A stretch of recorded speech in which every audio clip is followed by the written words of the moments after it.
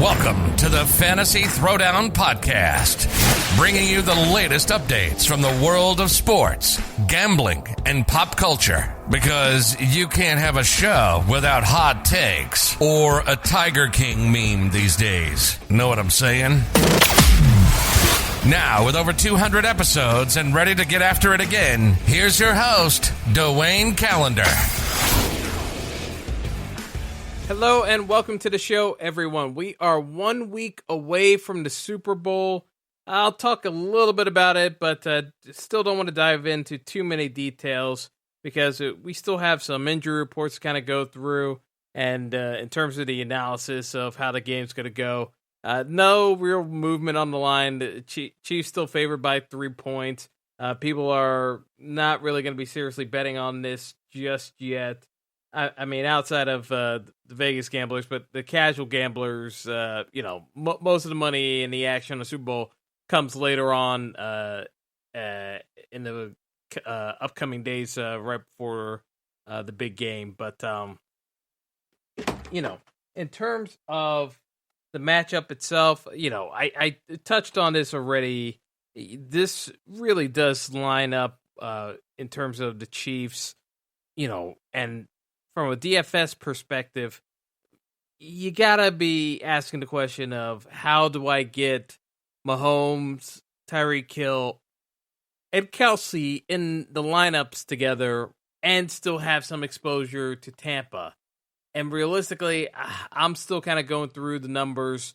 It really looks as though you're only going to be able to afford Brady in there and maybe try to do a couple of punt options that really aren't too appetizing. DraftKings really did a good job pricing it up to make it difficult to get cute with just jamming in Mahomes, Kelsey, and Tyreek Hill. But I really do think that's pretty much the way the bill needs to go. And then it comes down to, do the Chiefs have offensive weapons that you can play around with that you can slide in there for point valuation wise, maybe in the captain spot to get a little bit different to fit in some Tampa Bay players. But, as it stands, I just think that Tyreek Hill in the captain spot makes a ton of sense. I mean, if you go back to the Week 12 matchup the Chiefs and Bucks had, the Chiefs basically ran the Bucks out of their own building. It was in Tampa. So, I mean, it's the same matchup that we saw a couple of weeks ago. No real differences between the teams outside of Vita Vea being back for the defensive line of the Bucks. But the Chiefs are kind of run kind of a trap running style anyway. So even Vea, can have an impact, but not that much of an impact as was the case with the Green Bay matchup. So I'm just kind of looking at it early on and just looking at it from a budgetary standpoint. It makes sense trying to use Tyreek Hill in the captain as opposed to Mahomes, and you can still afford Kelsey. But the matchup really does favor Tyreek Hill. I mean, he torched the Bucks the first go-around in the first quarter. 7 catches for over 200 yards and a touchdown. Realistically, I know Todd Bowles and the Bucks defense will be looking to redeem themselves, but it's just not a great matchup for them with the Chiefs' speed. The speed is just what really hampers them. They were able to bracket Devontae Adams because the Packers wide receivers cannot win one-on-one consistently when it's not play action. The Packers offense and their wide receivers, they really can't get themselves open unless it's play action. Whereas with the Chiefs, you saw it with the way teams have been playing them. It doesn't really matter what they're kind of going with. McCole Hardman can shake a dude. DeMarcus Robinson, even though he hardly gets used, finds ways to get himself open. The Chiefs just beat teams off the line of scrimmage with release, or they just blow right past you if you play up on them too close. That's the thing with the Chiefs. They have so much athletic talent and speed. It puts defenses at a disparity, and it makes it very hard. It makes it very hard to match up with them because over the top, Tyreek Hill can just demolish you. And you saw it last week against the Bills. You know, they had Tyreek Hill kind of bottled up because they were giving so much space, but Kelsey was eating them alive underneath it in the first half. So in the second half, the Bills tried to play up, and then and as I called it with folks prior to the second half, you know, if they based off of the report Sean McDermott, the Bills head coach, gave at the half, you know, they said they told the sideline reporter that they were going to play up a bit more, and to me, as soon as they told Tracy Wilson that, I said Tyreek Hill's going to go off because you can't play up on Tyreek Hill. If he gets even, it doesn't even need 2 steps. He just needs a single step, and his second and third steps are faster than your second step. It's not even close. So as long as he gets 1 step, he's gone. He is absolutely gone, and you saw it in the damage he did to the Bills in the second half. He did it to the Bucs in the first half. You just have to give him just a ton of space, but it leaves you open to the zone busters that the Chiefs have in their wide receiver core that can just find pockets of space in your defense and just pick you apart. That's what makes this a really tough matchup overall, because when you look at it from a grand scheme of things, the Bucs have to figure out a way of just scoring enough points. They just got to find a way to get to 35 points. Somehow. They just got to get it done. Because I can't see the Chiefs not breaking 30 in this game.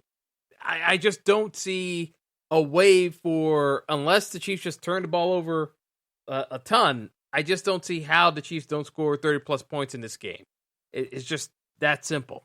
So the Bucs have to be able to keep pace and outscore them. And to me, the only way that happens is if the Bucs can air it out and basically turn it into a shooting fest and hope for some turnovers. Because to me, that's kind of how they're going to have to play this one. They can try to do the ball control offense.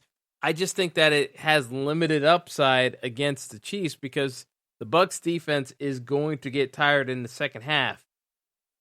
So that's just the way I'm kind of sizing up this game. Like I said, I didn't want to go too crazy in depth on the breakdown, but it's just very limited upside as to where I see things going. So 2 trades I wanted to talk about for this week, this episode. And, in baseball, not a whole lot to talk about for baseball because, we may have a shutdown in place depending on how the league and the Players Association are discussing the reopening when most of the ballparks are still going to be shut down. That's still going to be a delicate subject, but the St. Louis Cardinals pulled off a major trade with the Colorado Rockies to acquire Nolan Arenado, the all-star third baseman and, one of the top 10 players in the league, I would say. Arenado has had a little bit of a rough patch the last year and a half with the Rockies, and, it's just from his dissatisfaction with the organization, not really building enough around the team. And it kind of started with LeMahieu leaving for kind of nothing. But, at the end of the day, Arenado is just one of those special talents that he instantly makes your team better. While folks can say that, he hit in course, he's got power to all parts of the field. He can do it all at the plate, and all-star third baseman, the best defensive third baseman in the league, in my opinion. Just loads of talent, can do it all, and badly needed star power for the Cardinals because they just haven't had that guy since Albert Pujols left the building. We're talking, man, it's been ages now. It's been we're talking 8 years now since Pujols been gone. It's crazy how long it's been, but the Cardinals just have not had that guy. And while, yes, they did acquire Paul Goldschmidt, Goldschmidt has been pretty much lackluster, is being kind. He just has not been the guy that he was once was, and he's been regressing on the wrong side of 30 for the Cardinals. So the Cardinals desperately needed to make a big-time move. Matt Carpenter's getting up there in age. Yadi Molina is not getting any younger as catcher. I mean, Molina's currently a free agent right now and just interviewing with other teams because he was kind of ticked off the Cardinals lowballed him. I think the Cardinals, with Arenado agreeing to defer some of his salary, because Arenado had $261 million over the last 9 years of his deal. So if he's deferring money, that should give a little bit more flexibility for the Cardinals to do a couple other things in free agency. Does this make the Cardinals, contenders off the bat for the World Series? No. But it at least puts them in the mix that they can challenge the Dodgers. Whereas last couple of years, the NL Central has just been kind of a free-for-all because the Cubs were clearly looking to try to rebuild their franchise. Even though they've won a World Series, they seem to be real quick to tear it down because they didn't want to pay any of the players that won the World Series for them. Whatever the Cubs are doing, it's a mystery to me. But Cubs were looking kind of to unwind down their own championship squad. You had a Brewers team that always operates within the margins and tries to take swings when they can, but then starts paring back immediately. And so the Brewers started scaling back, try to keep Yelich, but, you pay Yelich and not anyone else. So then they start paring back the roster. So they were kind of out of the mix. And then the Reds kind of snuck up on people. But again, the Reds operating under the payroll, they were going to let Trevor Bauer walk. So now that they made a couple of their moves, they were going to let Bauer walk and then take the draft pick of whomever signs him. And that's the other mystery question is who's signing Trevor Bauer. Now it looks as though the Mets might be the team to do it, but still no ink signed, and we don't have a $20+ million contract for Trevor Bauer yet. And it looks like it might only be a 1-year deal because with everything going on, teams are just not committing big time money to free agents outside of the Yankees and LeMahieu. And even LeMahieu's contract was pretty reasonable by all standards.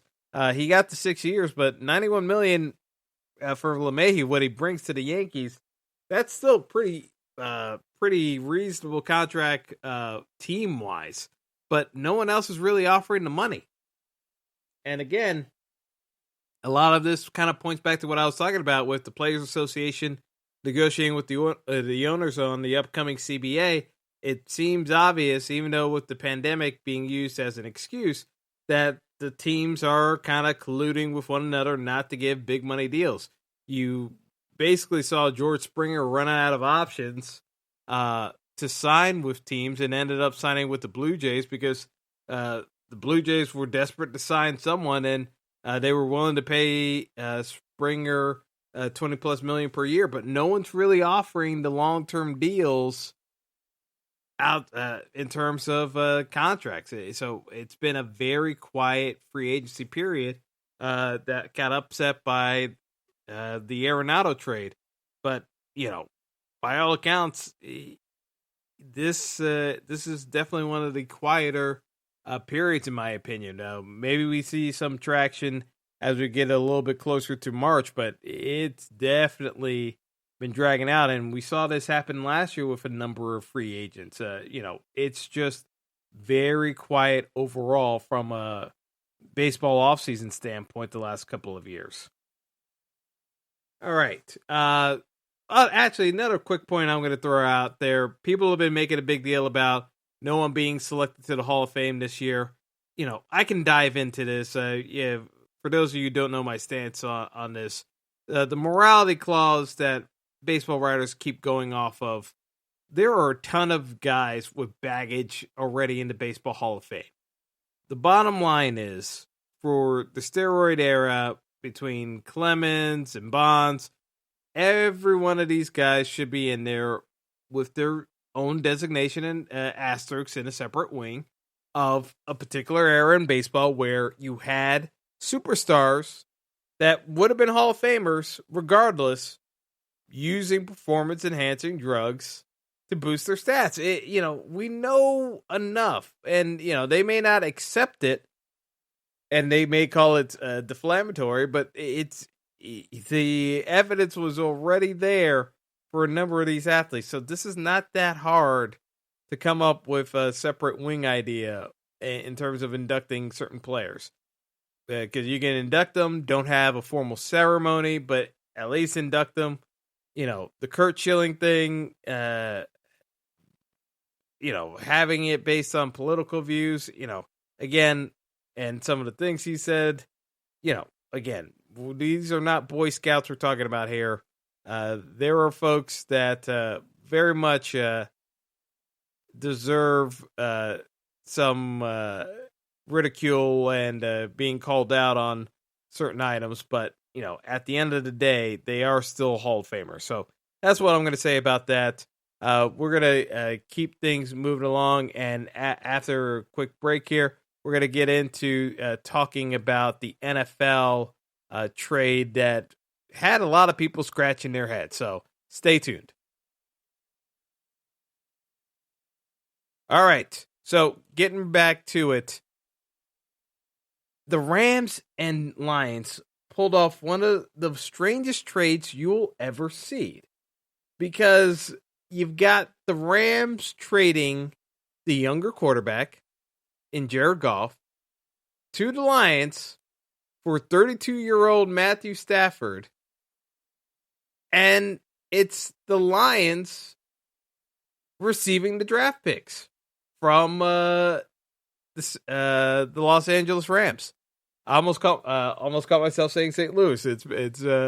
But it's the LA Rams trading Jared Goff to Detroit for Matthew Stafford, and the Rams are also setting along draft picks. So let's peel back the onion on this one, because we're getting a lot of waterworks here for how abused Matthew Stafford has been in the media over the last couple of years, this, that, and the other. So let's just get right down to it. So let's be clear here. Why would the Rams trade for a 32-year-old quarterback who is 0-3 in the playoffs, never won a division title in his entire 12-year career in the league, made it to one Pro Bowl, I believe? Why would they trade for Matthew Stafford? Well, the truth of the matter is, teams are desperate. I mean, interest in Stafford, when Dan Campbell of "we're going to bite your kneecaps off" fame, yes, that is actually what he said in his introductory press conference, but frankly, the clip was so dumb that I had to process it for myself. I'll probably save it for future episodes, but man, that was one of the dumbest press conferences I have ever seen.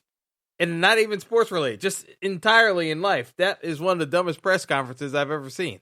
So Matthew Stafford had to be thinking, this team's going to be a train wreck, demanded a trade, and because there's so few quality quarterbacks in the league, everyone looks at Matthew Stafford from an intangible standpoint, skill set wise, everything's still there to be a top tier quarterback.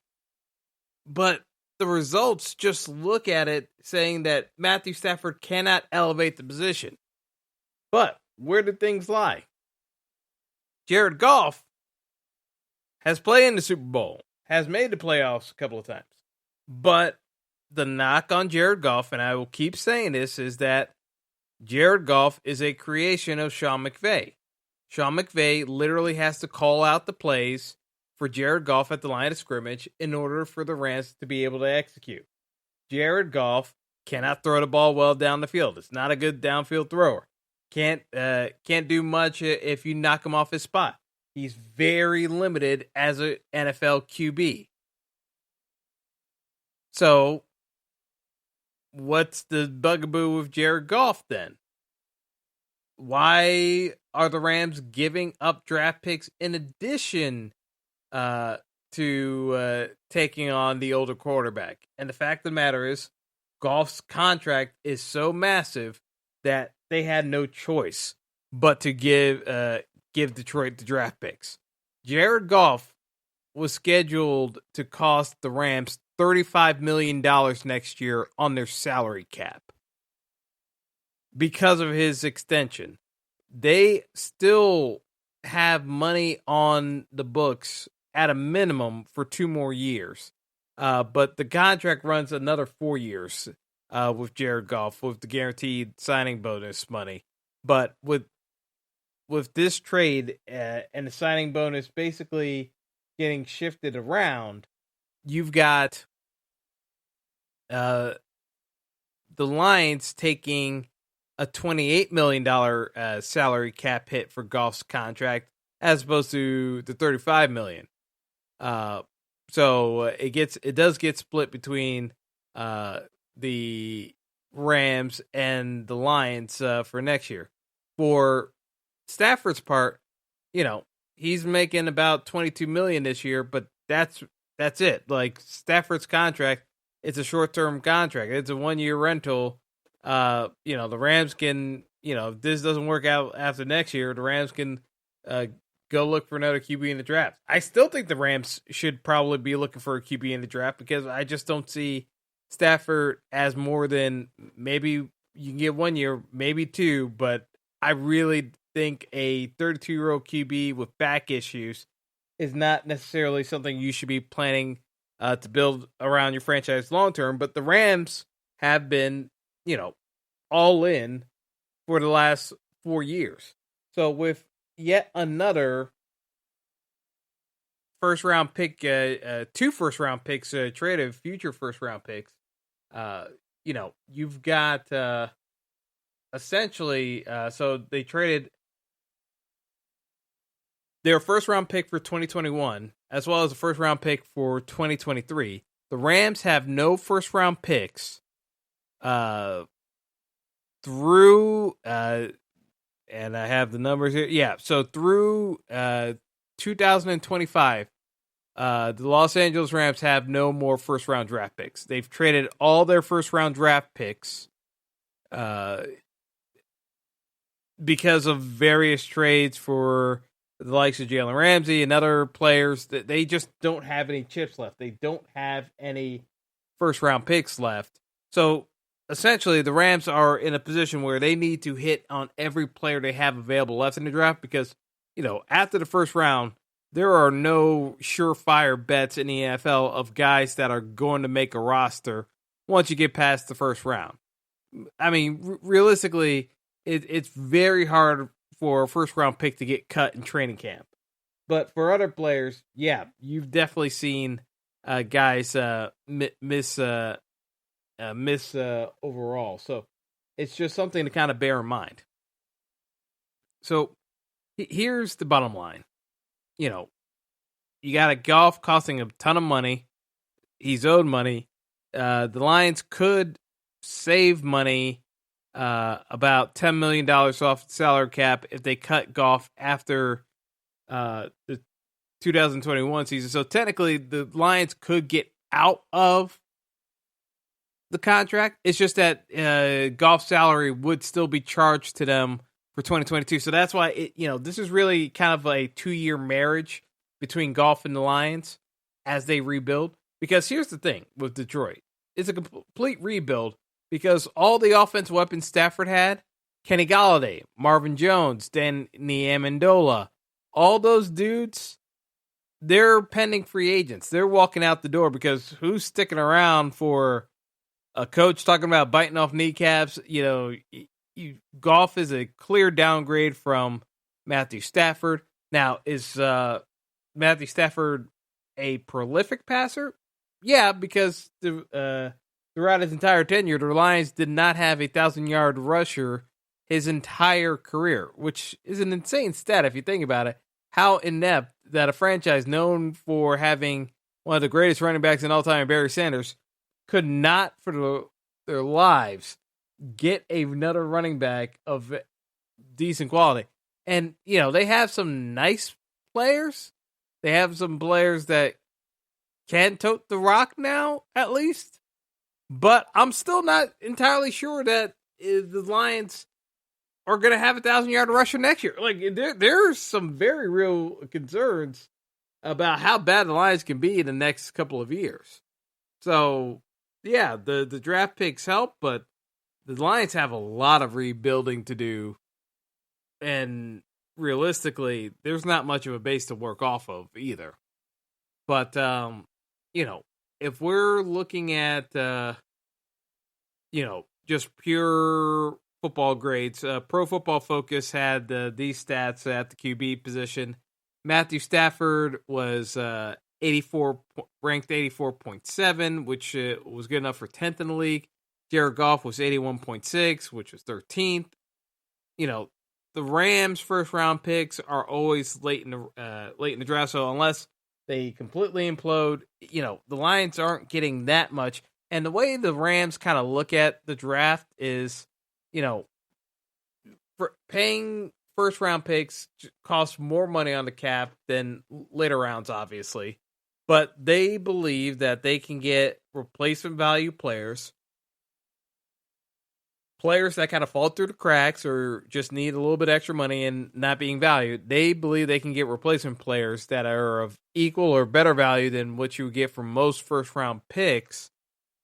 And that's just their philosophy. But in order to execute that philosophy, you got to be able to scout well enough on free agency and knock it out of the park, which makes it a very difficult game you're playing because you're constantly playing from behind in terms of monetary dollars and managing the cap. But, there's something to be said about the drop-off in Jared Goff's game because, he had, over the course of the 2017-2018 season, so his second and third years in the league, he had 60 touchdown passes, which were fourth most in the league, and his touchdown rate was 5.8% of snaps, which was top 10 in the league amongst quarterbacks with qualified enough passes. So, he was getting it done, but it was off of play action when you had Todd Gurley being a beast of a running back. And, Cam Akers had an excellent year this year, but still nothing remotely close to what Todd Gurley was doing, dominating the league in that 2-year period before the knee issues cropped up for Gurley with the degenerative knee. But without the massive sell on the play action, Goff was pretty much useless. His touchdown rate fell to 3.6%, which was 41st amongst passers with over 100 dropbacks. His yards per attempt were under 8 yards. He was 24th in the league. And his yards per completion were only 11.2 yards, which is 23rd in the league. It's just very short route trees. And yes, I know Cooper Kupp, Robert Woods do a very similar role. They don't have really a guy to stretch the field anymore. That was Brandon Cooks' role in the Rams offense before he ran into a number of health issues before rebounding this past year in Houston. But, Cooks was the deep threat that stretched the field. And, that's part of what you can attribute to Goff not being able to throw the ball down the field. But realistically, Goff was just not good at throwing intermediate routes. He ranked in the bottom third in the league on intermediate routes the last 3 years. He's just not very good throwing deep down the field. And that's just been the bugaboo. If Jared Goff does not see it at the line of scrimmage from what McVay's telling him, he does not really have the wherewithal to improvise and be able to spot guys open down the field and read coverages. So I really have my doubts on if Jared Goff's going to be an NFL starter in 3 years. If Matthew Stafford can stay healthy, Matthew Stafford will be an NFL starter in 3 years from now. But I can't say the same thing for Jared Goff. So when we look in totality of what the Rams gave up originally to get Jared Goff in 2016, the amount of trades, and this is part of the reason why they have lost so many draft picks. They gave up multiple first-round picks. Again, part of the Rams strategy. But with the Titans and most of the picks trade for the Goff moving up to secure him as number one was the fact that they traded with the Titans. And with those picks, the Titans had gotten Jack Conklin, who's now with the Browns, but excellent tackle, just got paid by the Browns this past year, but Pro Bowl tackle. Derrick Henry was selected in the second round by the Titans. You had Corey Davis being used as a first top 5 pick in 2017 with the pick that they had gotten from the Rams. And Jonnu Smith, again, because the Rams were terrible in 2016. So they got a top 5 pick because of the Rams being terrible. But, the Rams' thought process was we don't need the first round pick. They really did need that first round pick, but that's another story. But, Tennessee obviously did not make the Super Bowl during the time period, but I still got to say that the Titans won that trade. Even though they did not have Todd Gurley on their side, and Derrick Henry did struggle for the first couple of years before discovering how he would be able to have an impact in the NFL. Tennessee really did get the better end of that trade with the Rams. Because the Rams now are having to gamble on Matthew Stafford staying healthy because Jared Goff they gave him a contract extension he didn't deserve, and it's just too expensive to find any other alternatives that you could feasibly make a trade for. Hence, the move for Stafford. Now, can Stafford throw the ball down the field? Without question. Can Stafford elevate this Ram squad? That is a very big question mark. But what I do know is this Rams defense is still good enough to win the division. Matthew Stafford just has to benefit from the best offensive coordinator he's going to work with his entire career, and Sean McVay. He's got Cam Akers, who's basically the best running back he's ever had in his entire career, even though he's coming off of a rookie campaign, and, you always worry about a sophomore slump. Talent-wise, that's the best running back Matthew Stafford has ever had. Now, Calvin Johnson ain't walking through that door. Stafford's going to have to figure out a way to make it work with Cooper Kupp and Robert Woods not being deep vertical threats.